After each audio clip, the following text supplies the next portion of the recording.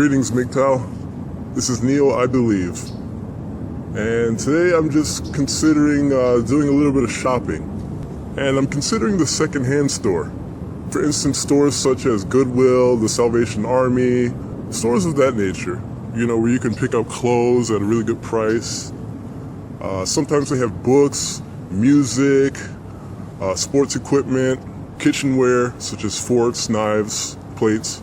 I'm considering doing a little bit of shopping, and the reason I thought of these stores is because in most cases there's no taxes. For instance, you buy like a bunch of clothes or bags, and the price on the item or the product is the price you pay.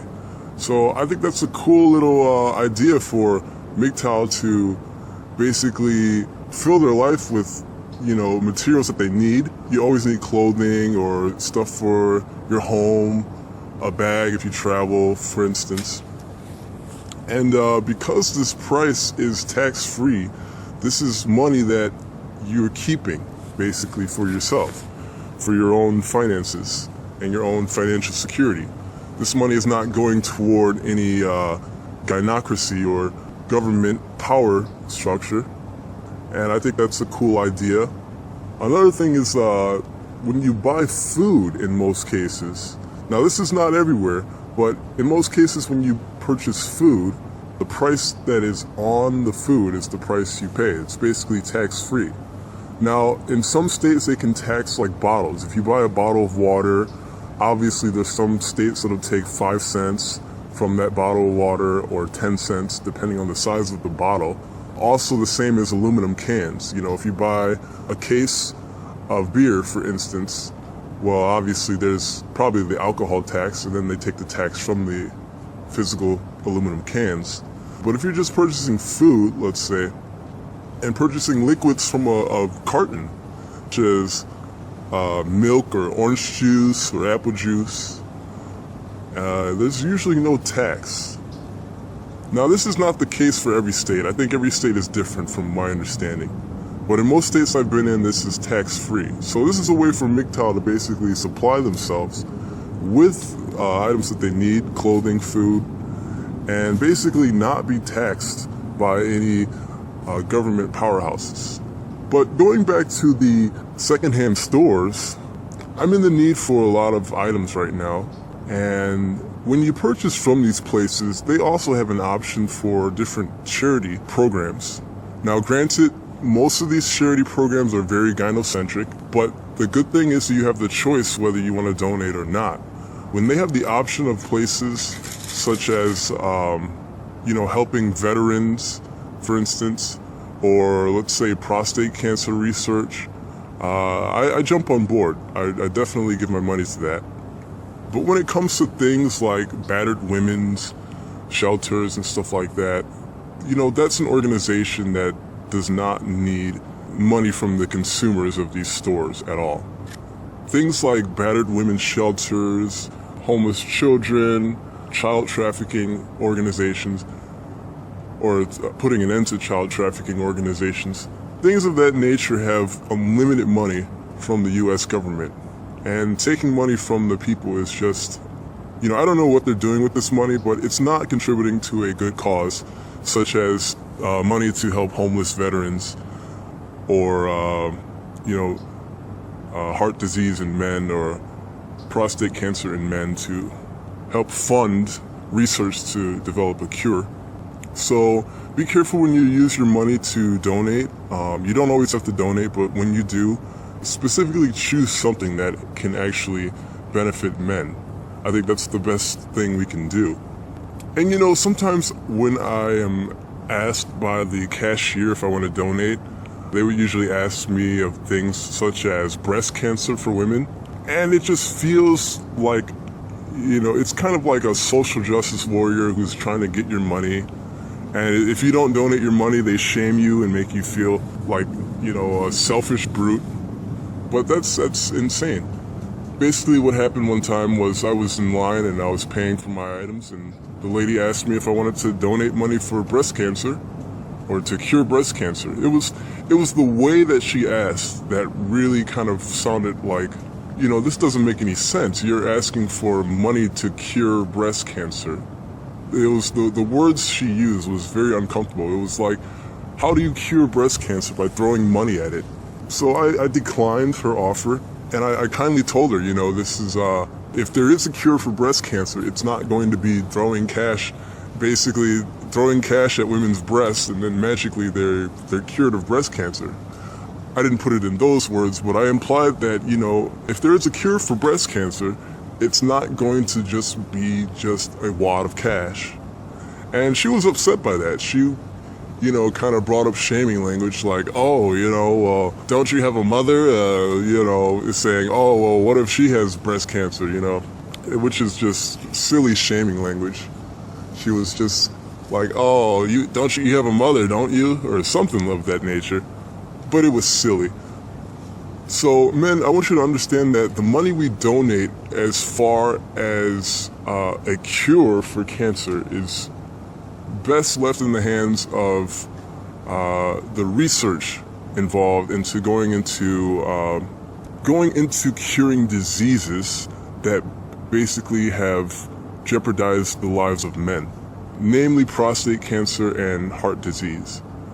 Okay, when you donate to these organizations, like I said, the money goes into the research and equipment and funding to actually find a cure, or basically to bring a cure to the West from, let's say, like exotic Eastern nations that maybe already discovered a cure for such diseases. But the money is going to the funding to actually develop a cure and have it accessible to those who are suffering, to the men who are suffering from these diseases. If any woman implies that, we just want, money for breast cancer cures, it just sounds a little bit fishy. So, yeah, I'm headed to the secondhand store. I want to pick up some Tupperware, such as small bowls. I want to pick up some music, some clothes, maybe a bag or two. I want to do some basic shopping. I have a lot of time today, utilizing my time very well, getting ready for the end of the year. So, men, consider really just utilizing your time. Visit a secondhand store in your neighborhood. It keeps the money local. Like I said, there's usually no taxes. You can get a really good discount on things. I'm a big fan of bags. I'm quite the traveling MGTOW, if you will. I've been able to find duffel bags for $2.99, like $2.99. And this was total, there was no tax. So, duffel bags, backpacks, and these are really good backpacks. Like this particular brand was Swiss Gear, which in some countries they actually call it Wenger. Maybe you guys have heard of it. Here in the US they call it Swiss Gear, but I know in other countries they call it Wenger. But that's a really high brand, really expensive brand as far as luggage goes. I was able to find a really solid backpack that was built for like a laptop. Total $2.99. I was able to find a genuine leather camcorder bag, really high quality leather, and this is built for, if you have one of those like $8,000 Nikon cameras and you have like the equipment such as the scopes and different glasses and all the other equipment such as the batteries, the flash, all the accessories that come with it. Anyway, this bag, which I believe should have been about $50, I was able to get it for $4.99.